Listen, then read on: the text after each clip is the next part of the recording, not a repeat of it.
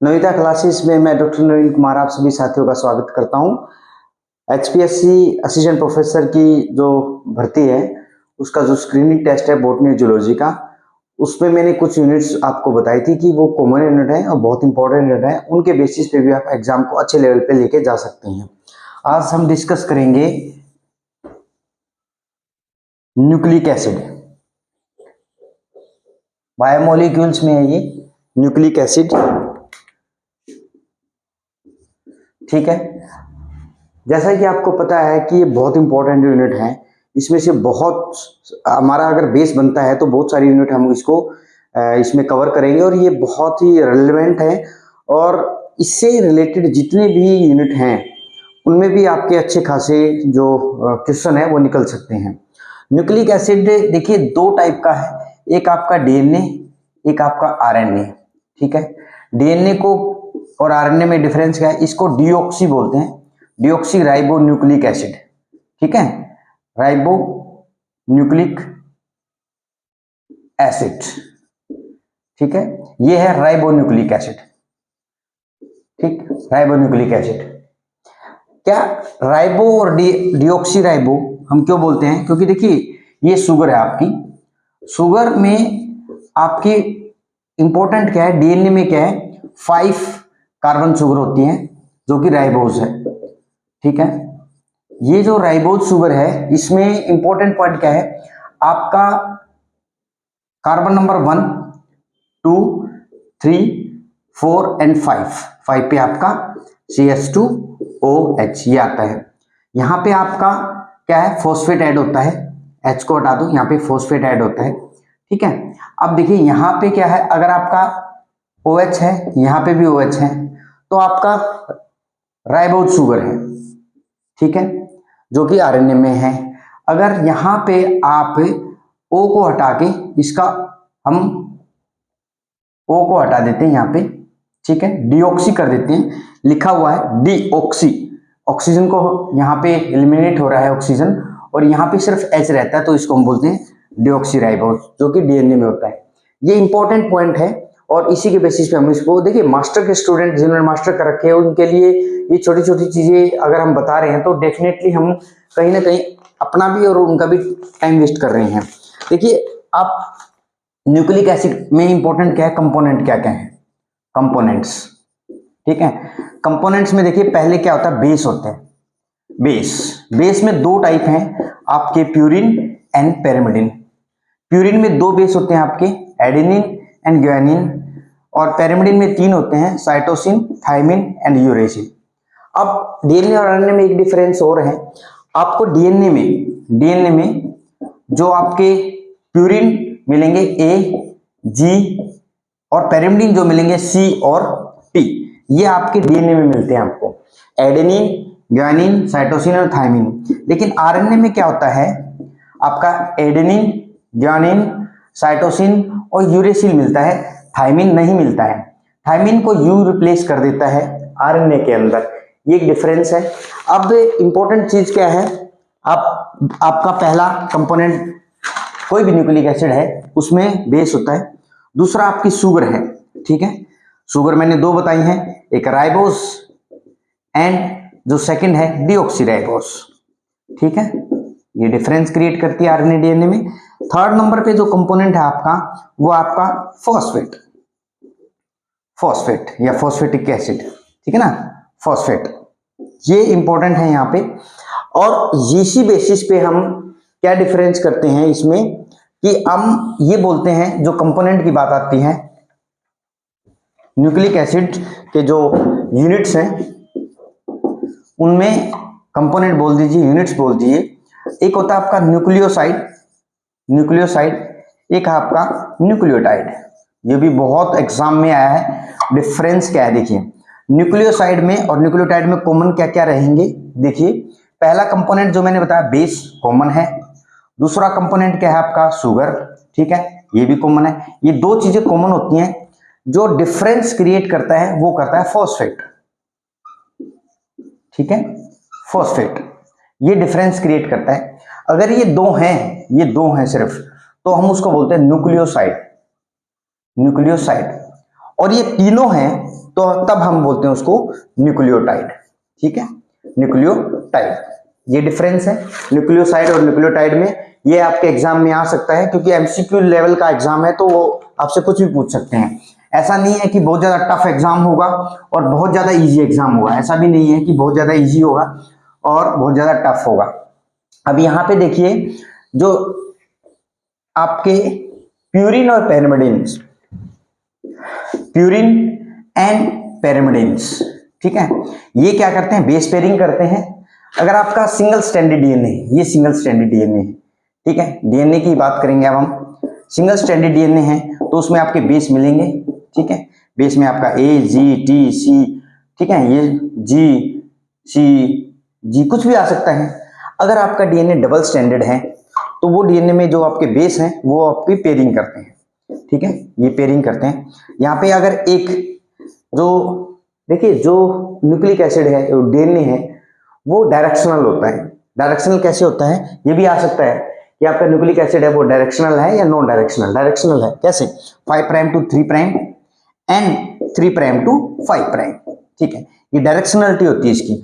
5 prime to 3 prime की तरफ ये मूव करता है, ठीक है, और 3 प्राइम टू 5 प्राइम की तरफ ये मूव करता है। तो ये आपकी डबल स्ट्रैंडेड डीएनए की बात है। Double stranded DNA Watson Crick ने दिया था मॉडल जो डबल स्ट्रैंडेड डीएनए का था।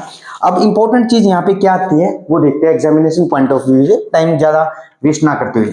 जब ये बेस पेयरिंग करेंगे, इंपॉर्टेंट चीज है, ए की जो पेयरिंग करेगा वो टी करेगा, जी से पेयरिंग करेगा सी करेगा, अगर यहाँ पे सी है तो यहाँ पे जी आ जाएगा, यहाँ पे टी है तो ए आ जाएगा। अब इंपॉर्टेंट चीज क्या है, एक प्यूरिन है जो कि आपका ए है, ठीक है, यहाँ पे इसकी जो पेयरिंग करेगा, डबल स्ट्रैंडेड डीएनए की बात कर रहे हैं हम, ये डबल स्ट्रैंडेड डीएनए है, यहाँ पे जो पेयरिंग होती है वाटसन एंड क्रिक मॉडल के अकॉर्डिंग ये डबल हाइड्रोजन बॉन्ड बनाएगा, डबल, ठीक है, और ये आएगा आपका क्या, टी, ठीक है, टी क्या है, टी पेरिमिडिन, ठीक, आपका फिर प्यूरिन आ जाता है, प्यूरिन कौन सा, जी, ये ट्रिपल बॉन्ड बनाता है किसके साथ, सी के साथ, ये पेरिमिडिन है। ये चीज आप याद रखेंगे, डबल बॉन्ड, यहाँ पे ट्रिपल बॉन्ड है जी और सी में। अब जो बॉन्डिंग है वो भी कैसी होती है और किस तरीके से जो शुगर है उनकी डायरेक्शनलिटी या कैसे वो बॉन्डिंग बनाते हैं। देखिए डीएनए में क्या होता है, डीएनए में फॉस्फो डाइएस्टर बॉन्ड होता है, ठीक है, ये इंपॉर्टेंट बॉन्ड होता है। जैसे प्रोटीन में, प्रोटीन जो है उसमें क्या है, पेप्टाइड बॉन्ड है, आपके कार्बोहाइड्रेट है उसमें ग्लाइकोसिडिक बॉन्ड है। तो हम इनको ना इसी तरीके से एमसीक्यूज जो है इंपॉर्टेंट जो एग्जाम में आ सकते हैं उसी तरीके से कवर करेंगे, किस तरीके से फॉस्फोडाइस्टर बॉन्ड बनाता है। अब देखिए इंपॉर्टेंट चीज मैं आपको एक ही डायग्राम बताऊंगा, उस डायग्राम से आप बहुत चीजें समझ पाएंगे और उनको समझने की कोशिश करना। ये आपका बेस है, ठीक है, अब बेस भी कौन सा है वो इंपॉर्टेंट है, carbon carbon nitrogen nitrogen carbon और कार्बन, ठीक है, यहाँ पे नाइट्रोजन यहाँ पे नाइट्रोजन। नंबरिंग कैसे होगी, जो नंबरिंग होती है यहाँ पे 1 2 3 4 5 6 7 8 9, ठीक है। जब ये अपनी पेयरिंग करते हैं, पेयरिंग में इंपॉर्टेंट चीज क्या है आपका, ये मैंने प्यूरिन का स्ट्रक्चर बनाया है, ये प्यूरिन होता है, ठीक है, प्यूरिन में आपका ए भी हो सकता है और जी भी, इनमें मैं डिफरेंस बताता हूँ। ए में जो इंपॉर्टेंट चीज है वो क्या है, अमाइनो ग्रुप होता है, अमाइनो, ठीक है, किस पोजीशन पे होता है, वो आपकी 6 पोजीशन पे होता है, NH2, ठीक है ना। अब जो आपका ग्वानिन है उसमें क्या होता है, कार्बोक्सिलिक ग्रुप होता है, ये आप देखेंगे और ये बताएंगे मुझे किस पोजीशन पे होता है। और इसी तरीके से आपका जो भी पेरिमिडिन है, पेरिमिडिन का भी स्ट्रक्चर यही होता है, ठीक है, डबल बॉन्ड, फिर आपका ये double bond and double bond, यहाँ पे नाइट्रोजन स्टार्ट होता है, nitrogen nitrogen carbon carbon and carbon and carbon, ठीक है। आप ये देखेंगे पेरिमिडिन प्यूरिन, जो बॉन्डिंग होती है जब ये बेस किसके साथ बॉन्ड बनाता है, ये आपका नाइट्रोजन है 9th नंबर पे, यहां पे ये आपका जो शुगर है, ठीक है, शुगर, मैं बात कर रहा हूं डीएनए के बारे में, डीऑक्सी है, तो यहां पे इस शुगर के साथ ये क्या करता है, CH2O फॉस्फेट ग्रुप ऐड होता है, ठीक है ना। ये जो फॉस्फेट ग्रुप ऐड होता है आपका, उसमें इंपॉर्टेंट चीज ये आती है कि आप इसको किस तरीके से देख पाएंगे वो देखना है हमें, ठीक है। जब इसमें ये एडिशन होता है तो यहाँ पे फॉस्फेट में एडिशन होने के बाद तब हम बोल पाते हैं कि आपका 5 प्राइम पोजीशन पे क्या है, फॉस्फेट ग्रुप होता है, ये 5 प्राइम पोजीशन है। और यहां से जो 3 प्राइम है आपकी, 3 प्राइम, ये शुगर से ही हम डिनोट करते हैं 5 प्राइम 3 प्राइम, इस 3 प्राइम पे OH ग्रुप है। तो इसलिए जो आप सिंगल चेन देखेंगे DNA की, 5 प्राइम पे फॉस्फेट लगा होता है और 3 प्राइम पे कोई भी अगर बेस है उस पे क्या होता है, OH ग्रुप होता है। तो ये OH या, और यहीं पे क्या है, एडिशन होना स्टार्ट होता है। जब नेक्स्ट बेस आएगा तो यहां पे ये बॉन्डिंग बनाएगा और इसको बोलते हैं फॉस्फोडाइएस्टर बॉन्ड, ठीक है। क्योंकि ये फॉस्फेट क्या है, एक तो इधर से अटैच होगा, क्योंकि सेम स्ट्रक्चर जब इधर आएगा आपका जो फॉस्फेट का, ये इधर से अटैच है, ठीक है ना, एक ये इधर से अटैच होगा और ये फॉस्फेट इस कार्बन से भी अटैच है, तो इसको बोलते हैं फॉस्फोडाइएस्टर बॉन्ड। फॉस्फोडाइएस्टर बॉन्ड, देखो ज्यादा हमें डीप में नहीं जाना क्योंकि हम कॉम्पिटिटिव एग्जाम MCQ फॉर्मेट में इसको कर रहे हैं, कवर कर रहे हैं। इंपॉर्टेंट चीज क्या है, यहाँ पे आपका अमाइनो ग्रुप है, ठीक है ना। और आप इसी तरीके से जब किसी भी पैरामिडिन को देखते हैं, किसी में मिथाइल होता है, ठीक है ना, मिथाइल होता है, किसी में कार्बोक्सिल, दोनों कार्बोनाइल ग्रुप होते हैं, ठीक है। तो इस तरीके से आप C, T और U में भी यही करेंगे, क्योंकि ये एग्जामिनेशन पॉइंट ऑफ व्यू से इतना ज्यादा इंपॉर्टेंट नहीं है। अब क्या बात आती है यहाँ पे, जब हम न्यूक्लियोटाइड के फंक्शन की बात करते हैं, न्यूक्लियोटाइड के और क्या फंक्शन होते हैं हम बहुत फटाक से करेंगे, क्योंकि ये एग्जाम में आ सकता है। आपको 4 ऑप्शन देंगे, उनमें से पूछेंगे which of the following is not the function of nucleotide. Nucleotide के बारे में मैंने बताया था, न्यूक्लियोटाइड क्या क्या क्या कंपोनेंट होते हैं, बेस होगा, ठीक है, आपका शुगर होगी न्यूक्लियोटाइड में, और आपका फॉस्फेट होगा, ठीक है ना। अब फॉस्फेट भी 3 टाइप का अटैचमेंट होती है, तीन फॉस्फेट अटैच होते हैं, अल्फा, बीटा एंड गामा, ठीक है ना। जो नियरेस्ट पोजीशन पे फॉस्फेट होता है, जैसे ये शुगर है, ठीक है, इस शुगर में आप देखिए ये जो फॉस्फेट होगा, फिर ये फॉस्फेट और फिर ये फॉस्फेट होगा। ये पहला वाला फॉस्फेट जो होगा वो अल्फा होगा, ये बीटा होगा और ये क्या होगा आपका गामा होगा, ठीक है। तो अल्फा बीटा गामा की जो नंबरिंग है वो वहां से दी जाती है।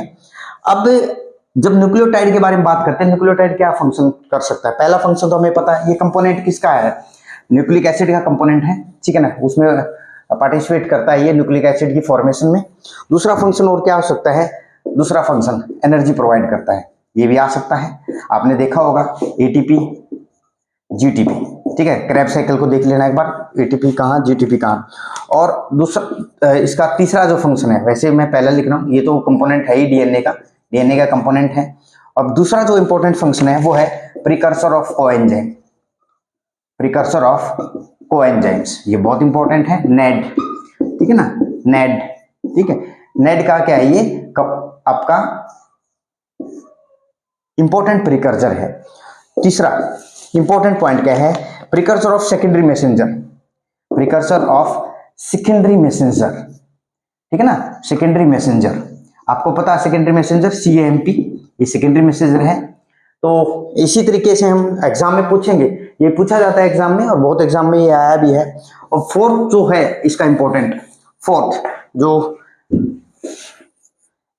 एक्टिवेटेड इंटरमीडिएट का काम करता है, एक्टिवेटेड इंटरमीडिएट, ठीक है, intermediate, activated intermediate, activated intermediate में क्या है, S एडेनोसाइल मिथ्योनिन, S एडेनोसाइल मिथ्योनिन, बहुत इंपॉर्टेंट एक्टिवेटर है ये। और यही चीजें आपको एग्जाम में जो पूछी जाएंगी, तीन चारों में से कौन सा नहीं है या सभी हैं, all of the above are the function of nucleotides. क्योंकि एस एडेनोसाइल का मिथ्योनिन का क्या फंक्शन है, मिथाइल ट्रांसफर में, अगर कहीं किसी भी न्यूक्लियोटाइड को या किसी भी आपके जो बेस है उसको मिथाइल की रिक्वायरमेंट है तो एस एडेनोसाइल इसको प्रोवाइड करवाता है, ठीक है। अब मैंने फॉस्फोडाइएस्टर की बॉन्ड की बात की थी, वो डायरेक्शनल है 5 प्राइम टू 3 प्राइम। अब जो डबल हेलिक्स DNA है, डबल स्टैंडर्ड DNA है, आपको पता है वो क्या है, इंपॉर्टेंट क्या है उसमें, आपका डबल हेलिक्स स्ट्रक्चर वो है सेकेंडरी स्ट्रक्चर है, ये इंपॉर्टेंट है, आपसे पूछा सकता है। वो सेकेंडरी है, टर्सरी है, क्वाटरनरी है। हम इसी तरीके से एमसीक्यू की तैयारी करेंगे। ये हमारा न्यूक्लिक एसिड का कुछ फ्लैक्स पॉइंट था आप लोगों के लिए कि आप जो नविता क्लासेज है आप लोगों के साथ इस तरीके से आपकी प्रिपरेशन करवाएगी ताकि आप बहुत ही फास्टली किसी भी चैप्टर को कवर करें, क्योंकि आप मास्टर स्टूडेंट मास्टर कर चुके हैं और now you are the aspirant of assistant professor. जरूरी नहीं है कि हम बहुत छोटी छोटी चीजों को लेकर चलें, हम उन चीजों को टारगेट करेंगे जो डायरेक्टली आपके एग्जाम में पूछी जा सकती हैं। Stay tuned with Navita classes. Thank you all.